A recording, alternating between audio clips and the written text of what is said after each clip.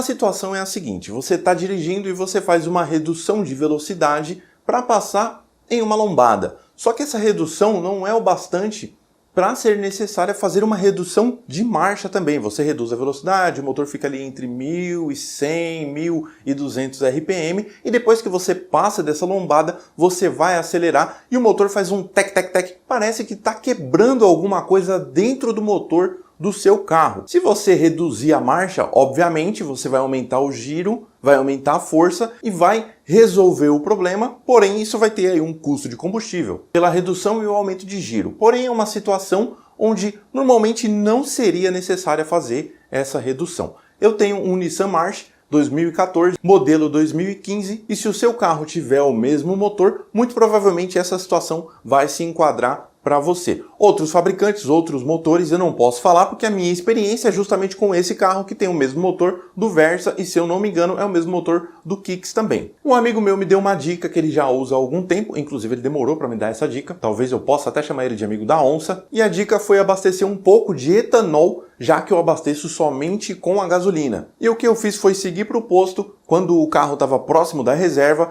e abastecer 10 litros de etanol e completar o restante com gasolina. Assim eu não preciso dar a partida a frio, eu não preciso abastecer o tanquinho de partida a frio, pelo menos até o momento não mostrou nenhum indício disso, porque é uma mistura e não o etanol puro. E não que abastecer o tanquinho de partida a frio seja um problema de modo geral, mas no meu carro ele está com corrosão e por isso eu não posso abastecer esse tanquinho. Então eu andei um pouco, fiz alguns testes, esperei o combustível se misturar, obviamente assim que eu saio do posto, o combustível que está no sistema ali, nas mangueiras e etc., ainda acaba sendo o combustível anterior, que era uma gasolina pura. Então após misturar um pouco, na verdade já estou testando isso há 2 semanas ou mais, e esse barulho de tec-tec-tec quando acontece uma redução de velocidade sem uma redução de marcha, desapareceu. Tem um vídeo no canal aí também que eu mostro o giro do motor do carro oscilando muito, tá parado, aí ele cai, aí ele sobe e fica oscilando muito. Essa oscilação foi muito reduzida